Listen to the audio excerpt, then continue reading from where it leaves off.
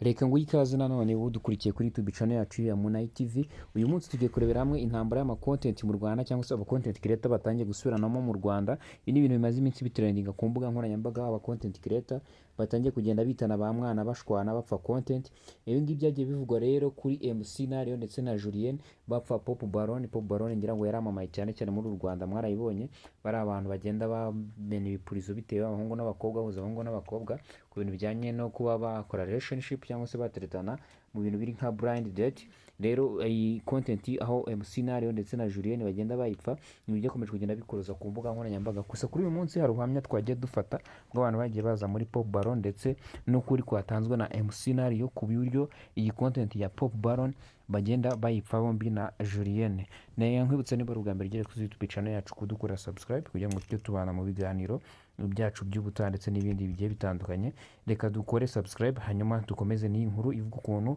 MC Nario ndetse na Julien bakomeje gucenda bapfa iyi content ya Pop Baron,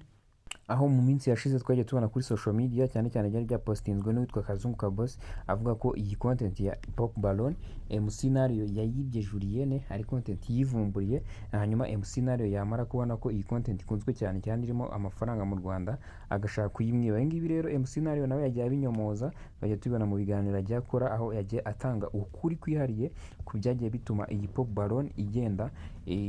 ashaka gukora ikiganiro cye cyangwa se content yiwe, avuga ko iyi content atari original ya Julien, ahubwo ko Julien nawe yakopeye muri Amerika. Ibi ngibi rero ni ibintu bigenda bivugwa bagenda babipfa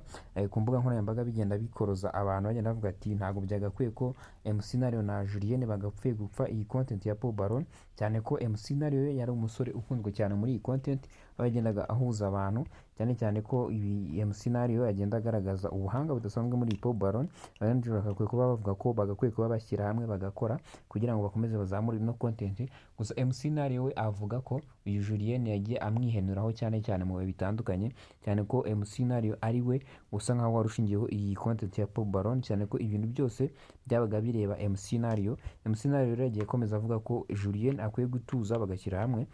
ko content ari ya buri wese, ko atari igihangano mu by'ubwenge cyanditse kuri we muri RDB, cyane cyane ko yajya anamusereza ko atishyura n'imisoro kuri content. Ibi ngibi bigenda bivugwa rero, MC Nario agenda ashyigikirwa n'abana benshi cyangwa se n'abantu bagiye bitabira Pop Baron bavuga ko MC Nario ari umuntu mwiza cyane, ndetse yakomeje kugenda aba anakundwa muri Pop Baron, muri iyi content ya Pop Baron. Ibi ngibi rero bigenda bitangaza abantu henshi cyane, bagenda bavuga ko MC Nario yaba yaribye content ya Julien, hanyuma MC Nario nawe akavuga ko iyi content Julien nawe yayikuye muri Amerika, ndetse akagenda avuga ko yaba muri Nigeria bayikora, muri Kenya bayikora, ndetse na Uganda bakora content zimeze nka gutya, ko iyi content rero ari rusange, ahubwo kuba ko MC Nario yaba yarazanyemo creativity aricyo Julien arimo aramuziza kandi ko bitagakwiye. Ibi ngibi rero avuga ko buri munyarwanda wese afite uburenganzira bwo kuba yakora content nk'iyi ngiyi. Gusa ibi ngibi abantu bo ku mbuga nkoranyambaga bakomeza kugenda bavuga ko ibi bintu atari byiza, ko buri wese yabasha kugira, niba bari bageze kuri content aho bagakwiye kuba bashyira hamwe, ko batagakwiye gushwana, cyane ko iyi content ya Pop Baron yari imaze kugira abakunzi batari bake hano mu Rwanda, cyane ko iyi channel yari imaze kugenda itera imbere cyane cyane, igenda irebwa n'urubyiruko by'umwihariko. MC Nario rero yahishuye ukuntu Scovia Umutesi yagiye amwandikira amubwira ati Pop Baron tugomba kuyihagarika kuko ngo ntacyo yigisha urubyiruko,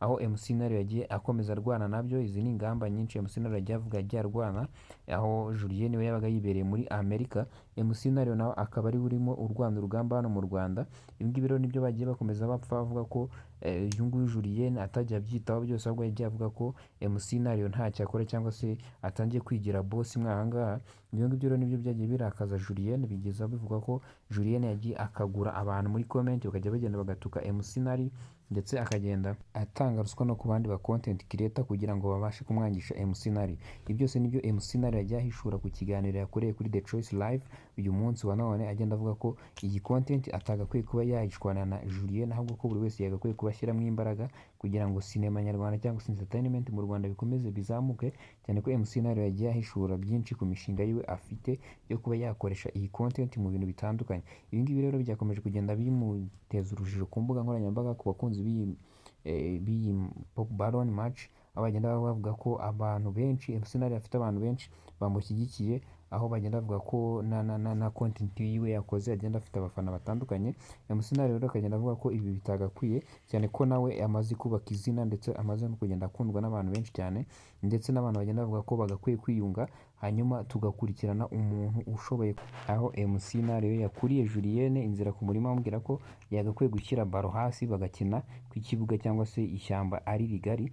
kugira ngo buri wese agaragaze impano n'ubudasa bwiwe hanyuma audience nayo ikurikirane umuntu ubikora neza. Ibi rero yavuze ati niba content ihari, nimba narakoze content nawe ukayikora, twagakwiye gushyira hamwe ahubwo tukagenda twigana tukareba tugenda dukora competition twimprovinga, aho gukora competition yo gushaka gusenyana tukagenda twimprovinga nawe wimprovinga. Ibi ngibi rero byavuze ko byagira umumaro muri industry, aho gukomeza bahangana mu buryo bw'amagambo umwe ashaka gusebya undi. Nibyo MC Nare yagiye atangaza mu biganiro bitandukanye yagiye akorera kuri